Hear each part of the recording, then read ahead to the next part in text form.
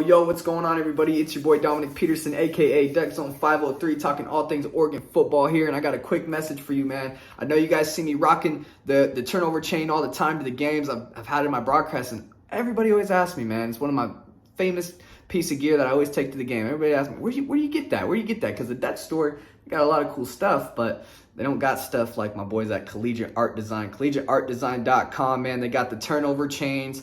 They just hooked me up with this awesome metal decor, man. So if you want stuff like this to hang up on your wall, you want to take some turnover chains, they got a whole bunch more stuff too. They got metal decor, LED signs, refrigerator magnets, O-chains, Portland, Oregon signs. And if you're not even a fan of the Oregon Ducks and you're a visiting team, visiting my channel for the first time, seeing this ad, man, thinking that's pretty cool, well, don't worry. They got you covered. They got customizable chains for your favorite team. So go ahead and hit that up. Use discount code DuckZone503 for 10% off. Again, DuckZone503 for 10% off your order.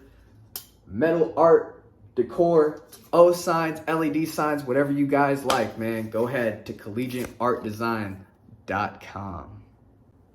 Yo, what's going on, everybody? It's your boy Dominic Peterson, aka Duck Zone 503, talking all things Oregon football. If you're not following, if you're not subscribed already, go ahead and smash those buttons below to join the Duck Zone family, one of the fastest growing Oregon pages on YouTube. Also, Instagram, Twitter, at DuckZone503. You gotta be following the socials, man. I give the quickest updates out on there.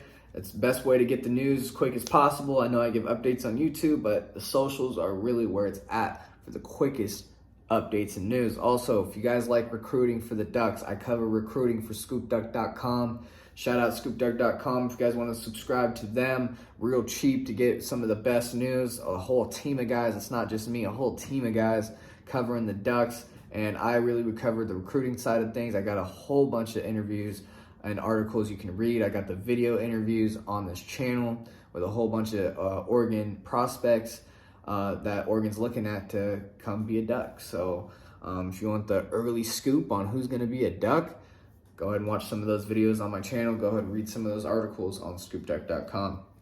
All right, guys, big time game coming up at home, man. I'm excited to be going back to Eugene and night games. I don't know about you guys. I know a lot of the fans hate it, but I absolutely love night games, man. Coming from Portland, it gives me time to pack up, gives me time to get down there, check in the hotel, gives me time to set up on a tailgate, really enjoy myself, and then head back to the hotel and do whatever after that, man. It's a great time. When I have to get up at 6 a.m.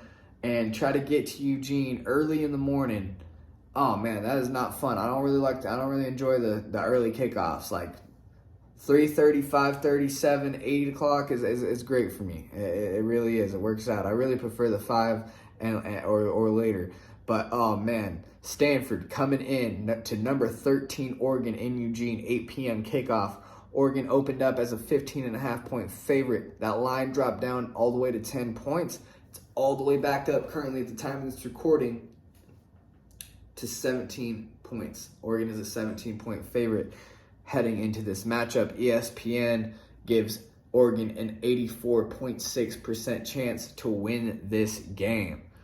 Stanford last game, I watched this game against Washington. They went to Seattle on the road, and Washington's looking very impressive this year. I'll give them that. But Stanford did not look impressive at all. I mean, these guys had a hard time moving it. They had a hard time covering. Usually, over the last few years, Stanford's been on a downward trend. This program has not been up to par to what they once were.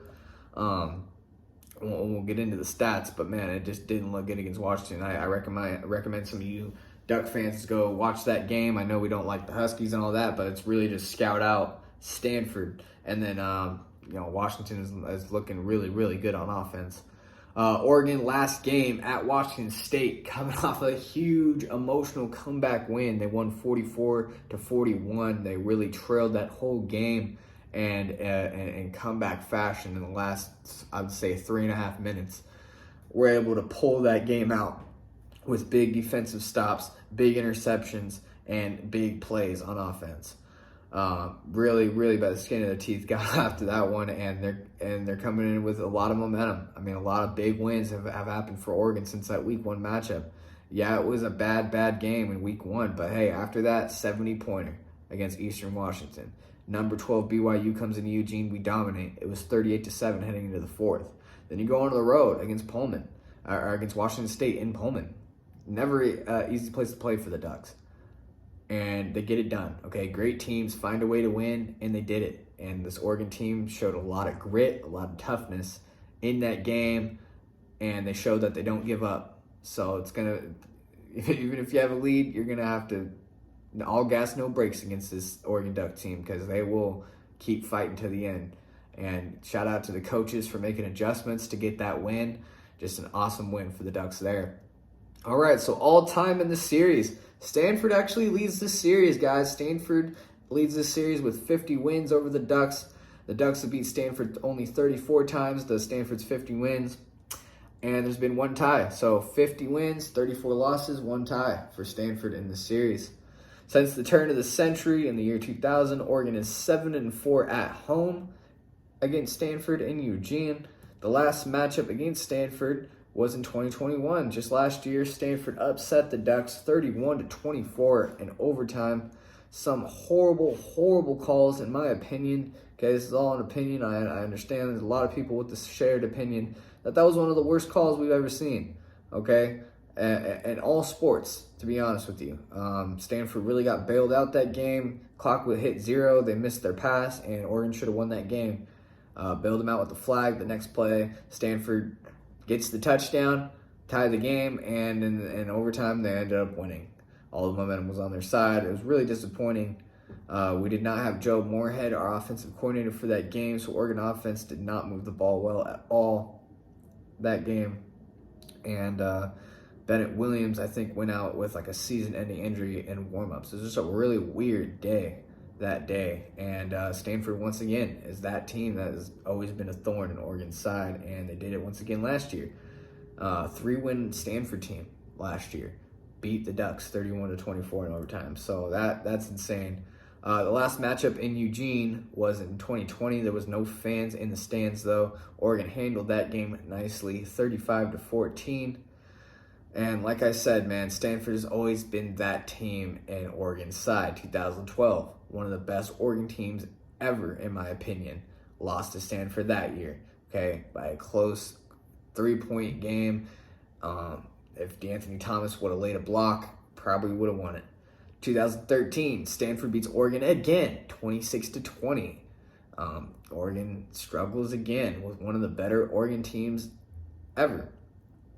2018, we lost in the last minute to a fumble and a bad call. Okay, so last minute fumble, like Oregon at that, like I referenced it in my Washington State recap. Like Oregon had a 98% chance to win that game towards the end, the last minute. We fumbled the ball, Stanford gets it and scores and sends it to overtime and we lose. And then there was also a really bad call that game where he reached out for the end zone and he ends up letting the ball go towards the goal, or hits the pylon, and since it hit the pylon out of his hand, it was ruled a fumble and out of bounds, Stanford ball or something like that. Can't really recall exactly what happened, but I just remember it was a really bad call again that went Stanford's way. 2021, we come off that big Ohio State win, but we lost to a 3-9 Stanford team in overtime.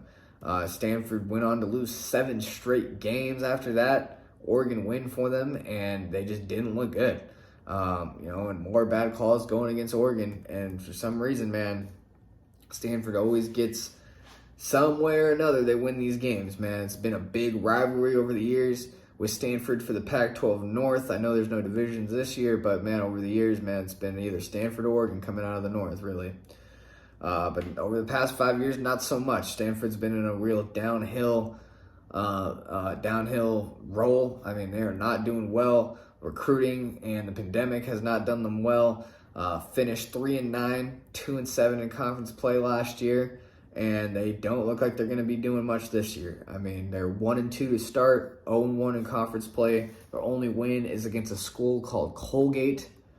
I mean, I don't know about you. I know the toothpaste brand, but I don't know Colgate. I don't even know where that's at. But they ended up winning that game 41-10, which congrats to them. But they lost 41-29 against number 6 USC and 40-22 last week against number 15 Washington, which Granted, credit to them, is not easy opponents to go against, but they weren't even competitive in those games. Their offense, okay, Stanford's offense, they're led by quarterback Tanner McKee, who is an NFL prospect, has really good size at the quarterback position, really big, has a good arm.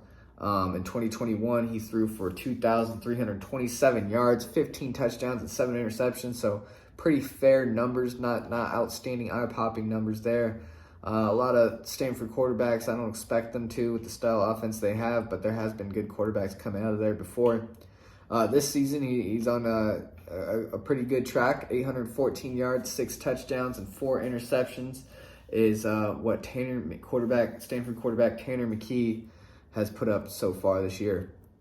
Offensively, Stanford really likes to use their power game to move the ball and shoot clock. They really want to control the clock and the momentum of this game. That's their whole game plan, especially against Oregon in those fast Chip Kelly days. They really just wanted to eat that clock up. This year, they haven't really been too effective with the run game, so I expect them to try to expose some things with Tanner McKee, their NFL prospect quarterback. They don't have the best wide receivers either, but they do have good size. So I do expect them to attack Oregon's suspect pass defense. Oregon hasn't really been the best at covering the pass this year, but we'll see how it works out. They usually really have big physical O linemen with elusive running backs. They usually have those. In the past, they've had some very good defenses as well. I mean, we all know the former Stanford players like Andrew Luck, Christian McCaffrey, Bryce Love, Zach Ertz, Shane Scove, Ty Montgomery. I mean, these are guys that have been to the NFL and are really good in the NFL.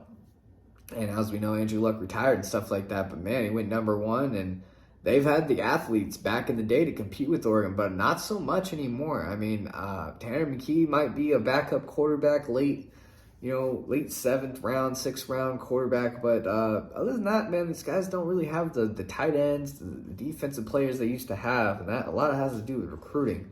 Points per game this year, they're only averaging 25 points per game on 406 half yards of offense. And they've just been really, really bad in the red zone as well. Excuse me, sorry, I had to clear my throat. But red zone scoring for Stanford has been really bad, 62.5%. I mean, getting in the red zone and only scoring barely over half of your trips there, that's for number 117th in all of college football. So really, really bad there. Stanford probably doesn't have a lot of plays drawn up in the red zone for him other than run up the middle. And I expect Oregon, that's the strength of the defense. A lot of teams have not attacked Oregon in the middle. I wonder if Stanford's going to try to do it or maybe try to get matchups with their big receivers. But sorry to tell you, Stanford, Oregon has tall safeties and corners to match up with you guys this year. All right, this year, it also looks like the defense needs some work for Stanford. Usually, when we talk about Stanford, they usually have a really good defense. Not so much this year. Stanford is allowing opponents 40.5 points per game. That's at number 114th in the FBS. Way down in the bottom half of FBS and allowing points per game. Now, granted, they've went against some pretty good offenses in USC and Washington. They're going to face another good offense on the road in Oregon. Just a real bad luck in scheduling there and getting those opponents 3 weeks in a row. Opponents' yards per play, they're allowing 7.4 yards per play. Again, way down in the FBS rankings, number 126 there. Opponent's yard per pass. Every time an opponent passes against them, they're averaging a first down, 10.2 yards. Again, number 127th, all in the FBS. Opponent yards per rush, okay? Look, you can't stop the pass, try to stop the run game. 5.1 yards per run. Number 107th in the FBS. Stanford's defense is really bad. Okay, their offense might be a little step better than their defense this year, thanks to Tanner McKee and some of their taller wide receivers. But overall, man, this is not a very good Stanford team. I always like to throw my 3 keys of the game when I do these previews. So I'm going to throw mine out there. 3 keys of the game. Number 1, hold Stanford under 150 rushing yards. Okay, so Stanford loves to run the ball, control the tempo. Let's really attack their game plan by stopping the run. Okay, you got to stop the run. It's the number 1 thing coming out against Stanford and against any opponent, really. Oregon has stopped their last 2 opponent rushing attacks. Okay, BYU only rushed for 61 yards, and they really tried to run the ball against Oregon. And then Washington State, they don't really run the ball as effective as BYU does, but to hold them to 53 rushing yards, only 53, are really good. Oregon is holding opponents to only 86.5 rushing yards this year. So Oregon is really one of those top teams in the conference and holding teams rushing yards. I'm interested to see if Stanford's going to really try to attack one of the strengths of this Oregon defense or not. Okay, so number 2, here we go. Don't allow a sack. The Oregon offensive line is one of the best in the nation and has not allowed a sack all season so far. We got to keep that streak going with great O-line play and don't give Stanford a sack, okay? This is probably the weakest defense you've seen all year. Probably, not some of the best athletes on this team. Don't allow these guys to get a sack, all right? Let's really dominate this game. Number 3, when I'm talking about dominating this game, I want Oregon to be leading by 14 plus entering the 4th quarter, okay? Oregon is a huge home favorite, 17-point favorite, okay? And has a huge talent advantage on their roster over Stanford on paper, okay? That's on paper. Let's prove it on the field by controlling the game, entering the 4th quarter, and entering shout. Oregon fans, it's a night game. They're going to be lit. They're going to be rocking. Students are back. Let's really have this game in our hands entering the 4th quarter. So those are my 3 keys to the game right there. Number 1, hold Stanford under 150 rushing yards. Number 2, don't allow a sack. And number 3, Oregon lead by 14 plus points entering the 4th quarter. Now let's get into my prediction here. Prediction time. So look, guys, I know Oregon is a major favorite in here. And they're a major favorite entering this game, 17 points. The line went from 15.5, opened up big, kind of went down, but now it just bounced up to 17. So Oregon is a big-time favorite, but they were last year as well. And we all know what happened last year. Somehow, some way, Stanford always has Oregon's number. This could be an upset alert game for Oregon. After a highly emotional win over Washington State, who knows, facing a lesser opponent at home, night game, who knows if their focus will be there, okay? Could this team lose focus after playing a lot of high competition? Gonna go against a step down here. Could they sleep on Stanford? Is Stanford better than what their record says? Okay? Could they be?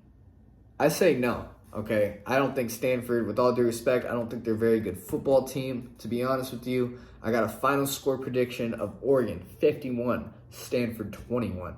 I do not think this game will be close. I think Oregon will definitely cover at home.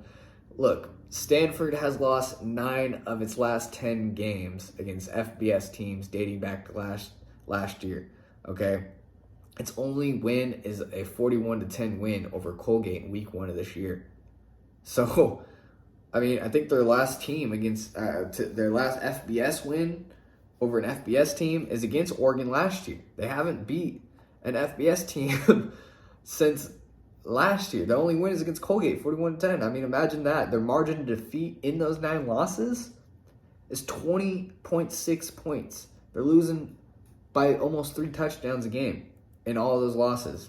Yeah, they haven't even been close. They simply haven't been competitive against FBS teams in their last 10. Also, on top of that, you add on that Oregon has won 21 straight games at home. Okay? This place is going to be rocking. Students are back. Big time win. I don't expect Oregon to lose focus. Okay? I really don't. The way Dan Lanning has what they've showed me and how much of a grasp they have on this team and the focus they have on their players, I don't expect them to give this one up at home this year. I think having that loss in the back of their mind, having one of the worst calls I've ever seen last year, I think they use that as motivation to kick Stanford's ass. Excuse my French, but I really personally don't like Stanford. They've always been kind of a rivalry team. In my lifetime watching the Ducks, they've always got them when the Ducks are looking real good. It's another opportunity for them to do that, but being at home, a night game, all odds are stacked against them. I think Oregon wins big here, 51-21 over Stanford. So, I'll be there at the game Saturday. If you guys see me, say what's up. I'll have a vlog out for you guys as well. I always have vlogs when I go to the game. So be on the lookout for that, guys. If you guys like content like this, don't forget to like and subscribe. Also, I cover all things recruiting on scoopduck.com. Subscribe to scoopduck.com. I got a whole bunch of articles, a whole bunch of videos with me and the recruits sitting down on this channel. So go ahead and go through the videos. You'll see a whole bunch of prospects that Oregon is looking at to bring on in the 23, 24, 25 classes that I talked to. So go ahead and check those out, guys. Final score prediction, Oregon 51, Stanford 21. Let me know your score prediction below. Let me know what you think Oregon can do well. Let me know what you are kind of watching out for Stanford. Always, guys, like, subscribe, share the video if you're trying to support the channel. As always, go Ducks.